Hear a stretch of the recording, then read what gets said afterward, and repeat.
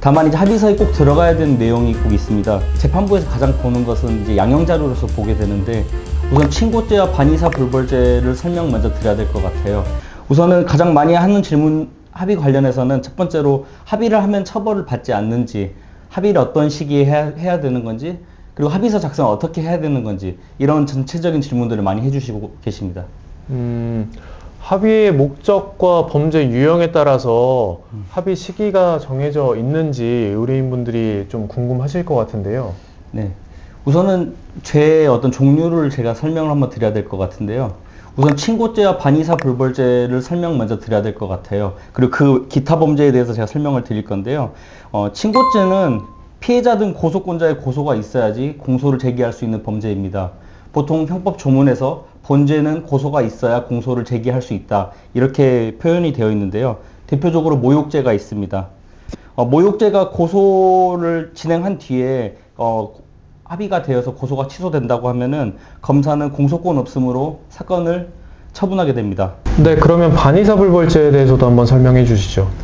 네, 그 반의사불벌죄는 피해자의 명시한 의사에 반하여 공소를 제기할 수 없는 범죄입니다.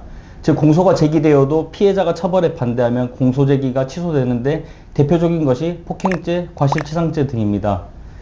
그렇기 때문에 이 사건도 똑같이 1심 재판 단계 전까지 합의서가 제출되는 게 무조건적으로 중요합니다. 정리하자면 친고죄와 반의사 불벌죄에서 네. 처벌의 유무가 결정되는 중요한 역할을 하는 합의서 제출은 빠르면 빠를수록 좋다는 거 맞죠? 네, 맞습니다. 그리고 친고죄와 반의사 불벌죄가 아닌 범죄가 아까 있다고 하셨는데, 네네. 그 범죄에 대해서 한번 설명을 해 주실까요? 합의서 제출과 관련해서 재판부에서 가장 보는 것은 이제 양형 자료로서 보게 되는데, 피해자에게 용서를 받았는지, 아니면은 피해자에게 뭐 어떤 이 피해 회복이 됐는지, 이런 것들이 전반적으로 합의서에 반영이 되는 건데요. 당연히 합의서가 제출이 되면은 가장 큰 양형 요소로서 이게 어떤 처분이나 어떤 재판 수준, 어떤 처벌 수준이 당연히 낮아질 수 있다는 점 참고해 주시기 바랍니다. 양형으로 인해서 처벌이 감경이 된다라고 하면은 네. 무조건 뭐 일단 피해자들한테는 좋은 거겠죠? 네, 무조건적으로 하는 게 좋죠. 예, 그리고 가장 궁금해 하시는 것이 합의서를 작성하는 방법일 네. 것 같은데요. 네. 합의서 작성 방법에 대해서 따로 정해진 뭐 양식이나 뭐 그런 게 있는 건가요? 이거 역시 정말 많이 물어보시는 질문 중에 하나인데요. 합의서 작성에 따른 어떤 특별한 양식은 없어요. 그러니까 어떤 법적 규정이 있는 것도 아니고, 어떤 법적 양식이 있는 것도 아니고. 다만 이제 합의서에 꼭 들어가야 되는 내용이 꼭 있습니다. 첫 번째로 당사자의 인적 사항이 들어가야 되는 거죠. 누가 어떤 갑과 을, 누가 합의를 했는지, 또 어떠한 내용을 합의를 하는 건지, 이 부분이 정확하게 기재가 되어야 됩니다. 또 합의 금액, 또 지급 방법 등이 기재되어야 되고, 당사자 간 서명 날인, 또 당사자의 신분증까지 첨부하도록 이렇게 해야지 당사자가 합의가 됐다는 것을 입증할 수 있기 때문에, 이런 부분들이 다 포괄적으로 들어가는 게 중요합니다.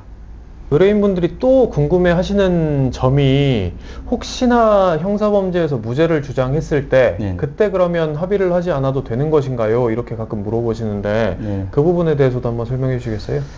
무죄를 주장하는데 합의를 뭐 해야 되는지 이렇게 물어보는데, 무죄의 가능성이라는 게 100%가 절대 아닙니다. 그렇기 때문에 무죄의 가능성이 어느 정도 있고 유죄 가능성이 있다고 했을 때는 합의를 시도를 해가지고 그 문구를 좀 조정을 한 다음에 최대한 양형에 유리하게끔 이렇게 제출이 되는 것이 중요하다고 생각합니다. 네, 맞습니다. 그 피해자들 측에서 간혹가다 무리하게 합의금을 요구하는 경우가 있어서, 만약에 변호사가 선임이 되어 계신다고 하시면 아마 합의에 도움이 많이 될 것으로 예상이 됩니다. 그럼 마지막으로 이런 범죄 유형에 대해서는 꼭 합의가 필요하다, 이런 것들이 있을까요? 당장 제가 좀 설명드릴 수 있는 범죄 중에 하나는 이제 대인 사고가 있는 음주운전 사건, 뭐 뺑소니 사건, 뭐 그 다음에 성범죄 사건, 특히 성범죄 사건 같은 경우 피해자가 명확하기 때문에 합의 의무가 실제 양형으로 상당히 반영됩니다. 그것도 재판부에서 상당히 그 양형 요소로도 고려를 하고 있다고 지금 재판부에서도 설명을 하고 있고요. 네, 이번 시간에는 합의에 대한 설명과, 그리고 작성 방법, 그리고 공탁제도, 그리고 변호사가 필요한지 여부에 대해서 살펴보았습니다. 도움이 되셨다면 구독과 좋아요, 알림 설정 부탁드리고요. 지금까지 법무법인 일로의 문건일 변호사, 고종훈 변호사였습니다. 감사합니다. 감사합니다.